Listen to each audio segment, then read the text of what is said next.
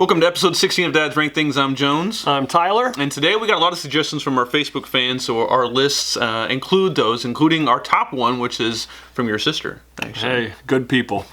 She asked, she's like, what are some top things that you learned from your grandparents? So there's a lot of old knowledge to be passed down. And were you pretty close with your grandparents? Yeah, 3. I only knew 3. Okay. So we got a grandma and a grandpa. Mostly though, the grandmas they went out. Okay. In my list. So it's mostly from your grandpa then. Yeah. Okay. The grandma is the one I took all the advice from. Oh, okay. Just one then. Yep. Okay. If I had to pick one from my grandpa that's not going to be on the list, it was that breakfast is important. Then again, he ate breakfast at like 10:30 a.m. and like it was eggs and bacon and sausage, so it is what it is, but it's important. As long as you put it on a sandwich, that's okay for me. That's your style. My number 3 I'll start off with is that how to fish. So this is something that I learned from my grandpa Kermit. Before I was knee-high to a grasshopper, he put a fishing pole in my hands and said to go fishing. On the farm where I grew up, we used to dig up worms as our bait. I got a lot of life lessons from fishing. You know, patience, hard work, and you catch what you eat, basically. Yeah, I suck at fishing. I needed a grandparent to be like, hey, this is how you fish, because I'm not good. Do you have the patience to do it? Like sit and watch it for a while? Yeah, I think so. One of my grandmas was showing me how to swing a golf club. I think before my parents did. She probably wouldn't be happy with the way I golf now, so she probably doesn't want the credit as my golf teacher. So number 3 for me is that a sermon shouldn't last too long. That's right. My grandma said that God stops listening after 20 minutes. So my dad's side of the family, they were into the church. My grandpa was a pastor. My grandma was head of the choir. Chose the hymns to be sung or sang each week. So she was very critical of the hymns that we would sing. So she didn't like whenever the sermon would go too long from her own husband. You could see her like it. No, I never got to hear him speak. Okay. But for whatever pastor was up there feeling her wrath was 20 minutes was staring him down. Uncomfortable moments came after that. My second one, my number 2 is maybe a little bit more sentimental, and maybe a wives' tale. Okay. 7-Up cures everything.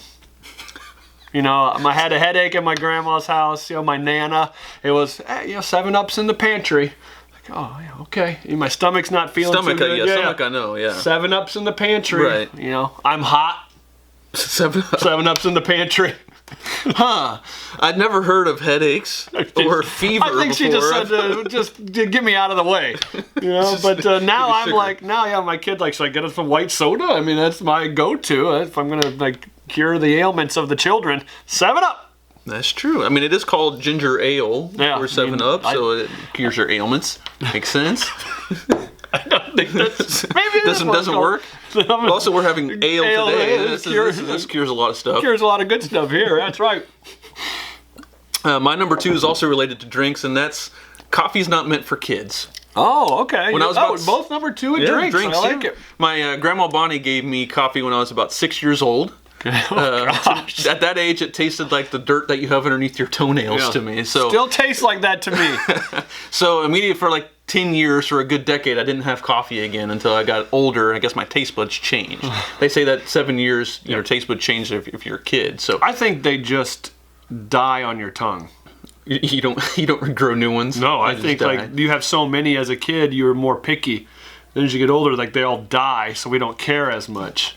Science. I mean, that's my science on that one. What's your number 1? My number 1 is how to play cards. And so I learned this from both sides, both our grandma and grandpa. So everything from Uno to Skippo, then graduated to more elaborate games like Sequence and Rummy and Pitch. There's 10 different ways to play Pitch. 4-point, 7-point, 10-point, 11-point. I mean, on and on and on. You can play with partners. All kinds of different ways. So card games is my number 1 is because it's something I still love to do, and that's what I learned from our grandparents. Old people love bridge. Did you ever play that? Yeah, I haven't learned how to play bridge. I don't know if I didn't have the patience or if it wasn't interesting enough. I'm not for sure about bridge. I feel like I actually want to learn how to play bridge. Just so you can say you play bridge. I want to play. I like to win things, so I want to play bridge. I just want to know. I can say that's where probably my competitive spirit garnered from. Teach me how to play this card games. so I can beat people in it. Number 1 for me was proper grammar. 100% I am grammar police. It stems directly from my grandma. And I'm. You don't want to like be my student, my relative, my player, because I tell you, in those times, especially my students and players, like while you're with me, I'm correcting your grammar all the way till you graduate, then I'll leave you alone.